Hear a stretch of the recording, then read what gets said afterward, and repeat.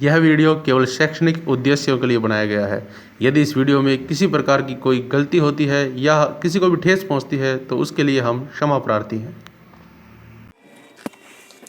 नमस्कार दोस्तों, मैं विजयपाल एक बार फिर से स्वागत करता हूं आप सभी का आपके अपने channel simple maths for you में। दोस्तों, जैसा कि आप सभी को पता है कि ये चैनल हमने बनाया है मैथमेटिक्स की नॉलेज को आप सभी तक पहुंचाने के लिए, और आप सभी के प्यार भरे सहयोग से हम अपने उस उद्देश्य में काफ़ी हद तक कामयाबी हुए हैं और आगे भी ज़रूर होंगे। दोस्तों, हमने अपने चैनल पे प्रमेय की एक वेब सीरीज़ शुरू कर रखी है। 6 प्रमेय हमने उसमें देखी है। आज हमारी है 7वीं प्रमेय, थ्योरम्स जिसे हम इंग्लिश में बोलते हैं वो। ठीक है, तो आज के वीडियो में हम थ्योरम्स करेंगे, एक नई थ्योरम्स, अलग थ्योरम्स और बहुत ही इंपॉर्टेंट थ्योरम्स। तो मैं आप सभी से रिक्वेस्ट करूंगा कि वीडियो को लास्ट तक देखिए, फुल आवाज़ में देखिए, आपको जरूर समझ में आएगा। कहीं भी पर भी कोई डाउट हो तो कमेंट बॉक्स में ज़रूर पूछिए ताकि हम उस डाउट को क्लियर कर पाएँ। तो चलिए शुरू करते हैं। आज की जो प्रमेय है, प्रमेय नंबर 7, इसका सबसे पहले मैं कथन लिख देता हूँ। प्रमेय के अंदर पहले मैंने आपको बताया था कि प्रमेय में एक कथन होता है, जो कथन होता है वही एक नियम होता है, और उसी नियम को, उसी प्रमेय को हम प्रूफ करते हैं, उसे ही हम क्या बोलते हैं, प्रमेय बोलते हैं। तो आज का जो है वो है वृत्त के किसी वृत्तखंड। एक बार मैं लिखता हूँ फिर आपको बताऊंगा। वृत्त के किसी वृत्तखंड पर बने सभी कोण समान होते हैं। ये हमारी आज की थ्योरम्स का कथन है। ठीक है, कथन है वृत्त के किसी वृत्तखंड पर बने सभी कोण समान होते हैं। ठीक है, अब वृत्त क्या होता है? एक ये हमने लिया वृत्त, गोल, सर्किल। ठीक है, इसके अंदर ये है इसका केंद्र, सेंटर।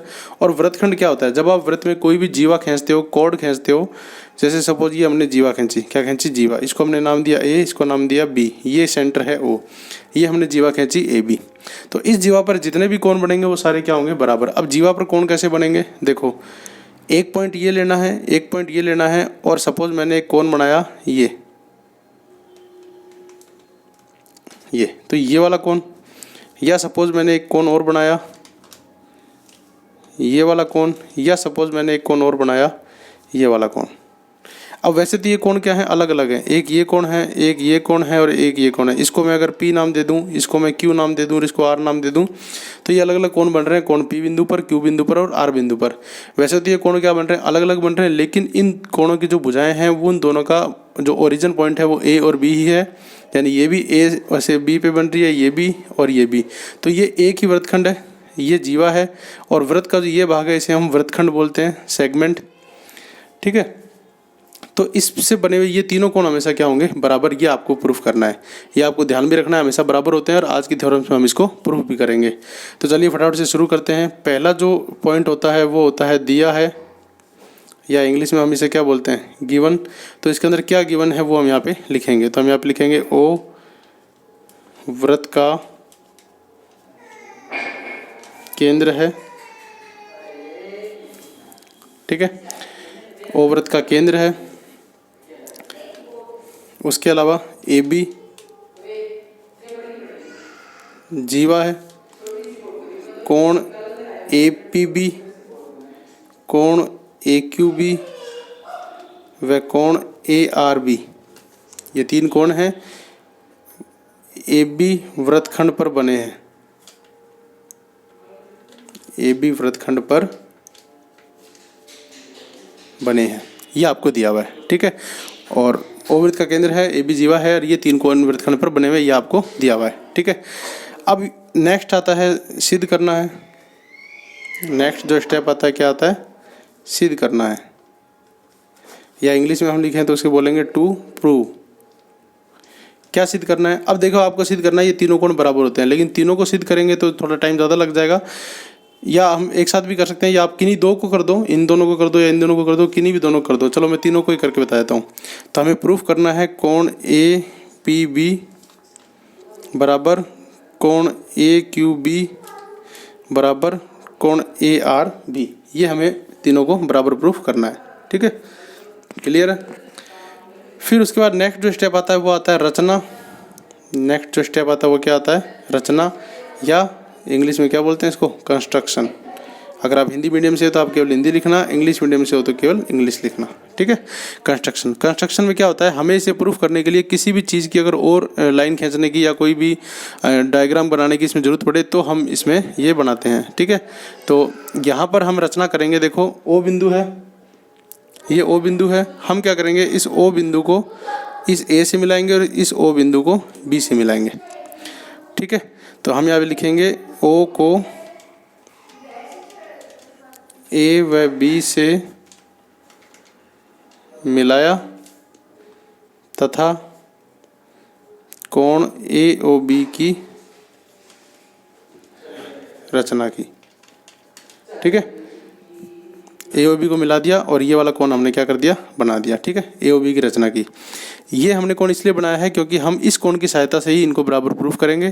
तो ये हमने यहाँ पे रचना में हो गया। अब नेक्स्ट पॉइंट है उपपत्ति, यानी कि सबसे इम्पोर्टेंट पॉइंट जिसमें हम प्रूफ करेंगे। इंग्लिश में इसे बोलते हैं प्रूफमेंट।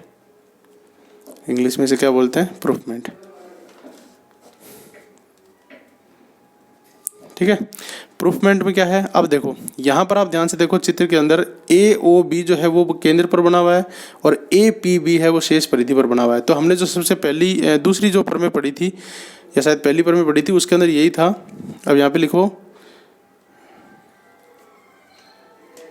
हम जानते हैं कि, या तो ये लिख दो या आप यूँ लिख दो, प्रमेय से कुछ भी लिख सकते हो, केंद्र पर बना कोण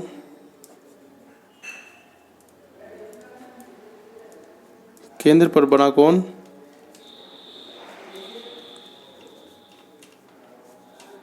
परिधि पर बने कोण का दुगना होता है, ठीक है। यानी ये आपको कथन लिखना है, केंद्र पर बना कोण परिधि पर बने कोण का दुगना होता है। तो यहाँ पर केंद्र पे जो कोण बना हुआ है वो ए ओ बी, इस ए पी बी का क्या होगा, दुगना। तो यहाँ पर हम लिख सकते हैं, मैं भी नेक्स्ट पेज पे लिख रहा हूँ ताकि आपको क्लियर दिखे। तो यहाँ पर हम लिख सकते हैं कि कोण ए ओ बी बराबर दुगना है किसका, कोण ए पी बी का, ठीक है। आप थोड़ा समझने का प्रयास करना। ये देखो चित्र और ये दोनों दिख रहे हैं आपको। ए थोड़ा और इधर कर लेता हूँ इसको मैं, ए ओ बी ये जो कोण है ये तो केंद्र पे बना हुआ है और ए पी बी ये कोण बना हुआ है शेष परिधि पर। तो ये केंद्र वाला कोण इसका क्या होगा, दुगना होगा। तो यहाँ पर हमने लिख लिया कोण ए ओ बी बराबर 2 इंटू कोण ए पी बी, और इसको हमने दे दिया इक्वेशन नंबर 1, ठीक है। इसी प्रकार आप लिख सकते हो, इसी प्रकार देखो ये वापस ये केंद्र पर बना कोण और शेष परिधि पर बना कोण ये वाला ए क्यू बी। तो इसी प्रकार आप लिख सकते हो कोण ए ओ बी बराबर 2 इंटू कोण ए क्यू बी, इसको हमने दे दिया समीकरण नंबर 2। और इसी प्रकार आप 3 भी लिख सकते हो। इसी प्रकार आप ये भी लिख सकते हो कि कोण ए ओ बी बराबर 2 इंटू कोण ए आर बी, ये इक्वेशन नंबर 3, ठीक है। यहाँ पे देखो केंद्र पर बना कोण वही है, ये इसका भी दुगुना होगा, इसका भी दुगुना होगा और इसका भी दुगुना होगा। इस तरह से आप 3 लो। अब यहाँ पर देखो हमने जो प्रूफ लिया है उसमें मैंने कहा था कि आप कोई भी 2 ले लो। तो यदि आप कोई भी 2 लेते हैं तो यहाँ पर भी आप 2 लिखते। यहाँ पर हमने तीनों ले लिए तो यहाँ पर हमने तीनों लिख लिए। अगर आप 4 लो तो 4 लिख सकते हो, कोई दिक्कत नहीं है। 2 को बराबर करो, 3 को बराबर करो, 4 को बराबर करो, उससे कोई दिक्कत नहीं है। अब यहाँ पर तीनों समीकरण में आप ध्यान से देखो, तीनों समीकरण के लेफ्ट हैंड साइड बराबर है। ये तीनों में सेम है। तो जब तीनों समीकरण के लेफ्ट हैंड साइड बराबर है तो राइट हैंड साइड भी क्या होंगे, बराबर। तो आप यहाँ पे लिखो समीकरण 1 व 2 व 3 से, अगर आप इंग्लिश में लिखना चाहते हो तो आप लिख सकते हो बाई इक्वेशन 1, 2 एंड 3, ठीक है। अब इन तीनों से ध्यान से देखो, लेफ्ट हैंड साइड बराबर है तो राइट हैंड साइड भी आपस में क्या होगी, बराबर। तो आप लिख सकते हो 2 इंटू कोण ए पी बी बराबर 2 इंटू कोण ए क्यू बी बराबर 2 इंटू कोण ए आर बी, ठीक है। ये दोनों बराबर हो गए। अब आप ध्यान से देखो, 2 तीनों में है तो 2 दोनों तरफ हर तरफ कट जाएगा। ये देखिए बराबर के में अगर तीनों में है तो तीनों में काट सकते हो, ठीक है। आमतौर पे क्या होता है, बराबर के चारों तरफ 2 ही होते हैं तो 2 में कटते हैं, क्योंकि ये इक्वेशन 2 के लिए बनी है। मैं आपको 3 में करके बता रहा हूँ। तो तीनों में 2 से में काट दिया। तो यहाँ पे क्या बचा, कोण ए पी बी बराबर कोण ए क्यू बी बराबर कोण ए आर बी, ठीक है। तो ये यही आपको प्रूफ करना था। ये देखिए टू प्रूव में यही था, तो यही हमने प्रूफ कर दिया। तो यहाँ पे आप लिख सकते हो एच पी, या अगर पूरा लिखना चाहो तो हैंस प्रूव्ड, या अगर हिंदी में लिखना चाहो तो इति सिद्धम। यही आपको प्रूफ करना था, ठीक है। तो ये बहुत ही इंपॉर्टेंट चीज़ है, बहुत ही इंपॉर्टेंट थ्योरम है। वैसे तो इसके बहुत सारे क्वेश्चंस हैं, मैं आपको एक छोटा सा एग्जांपल यहीं करके बता देता हूँ। देखो सपोज आपको ये दिया हुआ है एक वृत्त, ठीक है, एक पॉइंट दिया हुआ है ये, एक पॉइंट दिया हुआ है ये। इस तरह से आपको एक आकृति दी हुई है, ठीक है, और इस तरह से आपको ये दिया हुआ है, ठीक है। आपको यहाँ पे लिखा हुआ है कि ये जो कोण है ये 60 डिग्री का है, ठीक है। तो आपको ये कोण बताना है, ये y है तो y की वैल्यू आपको बतानी है। इस तरह से आपको एक चित्र दिया हुआ है, ये कोण 60 डिग्री दिया हुआ है, ये कोण y दिया हुआ है, आपको बताना है कि इस y का मान क्या होगा या इस कोण का मान क्या होगा। तो आप यहाँ पे ध्यान से देखिए, इस प्रमेय से रिलेट कीजिए। ये वृत्तखंड है, इसी वृत्तखंड से एक कोण ये बना हुआ है और इसी वृत्तखंड से एक कोण ये बना हुआ है। तो ये दोनों कोण आपस में क्या होंगे, बराबर होंगे। तो y की वैल्यू क्या हो जाएगी, 60 हो जाएगी, इस तरह से। और यदि यहीं पर आपको केंद्र से ये दिया हुआ हो, सपोज ये केंद्र है और ये दिया हुआ हो, ये कोण पूछा हो, तो ये 60 है तो ये कितना हो जाएगा 120, क्योंकि केंद्र का कोण हमेशा क्या होता है, दुगना। तो इस प्रकार से क्वेश्चन आते हैं, ऑब्जेक्टिव भी आ सकते हैं, किसी भी कंपटीशन एग्जाम में आ सकते हैं, और आपके नॉर्मल जो एकेडमिक और क्लासेस होती हैं उनमें भी आ सकते हैं। तो ये थी हमारी थ्योरम नंबर 7। मैंने बिल्कुल अच्छी तरह समझाने का प्रयास किया, परंतु फिर भी हो सकता है कहीं आपके कोई डाउट हो, तो आप इस वीडियो को एक बार 2 बार अच्छी तरह देखिए। फिर भी अगर समझ में नहीं आती है तो आप कमेंट बॉक्स में पूछिए, कोई भी डाउट हो तो। और उम्मीद करता हूँ आपको ये समझ में आया होगा। बहुत जल्द अगले वीडियो में अगले टॉपिक के साथ हाजिर होंगे, मिलेंगे आपसे। और यदि आपको कोई भी टॉपिक समझ में नहीं आता तो आप कमेंट बॉक्स में उसको मेंशन करो, उस पर मैं वीडियो बनाने का प्रयास करूँगा। तो मिलते हैं बहुत जल्द अगले वीडियो में। तब तक के लिए अपना ध्यान रखिए, मैथमेटिक्स पढ़ते रहिए, हमारे चैनल पे बने रहिए और अपना ध्यान रखिए।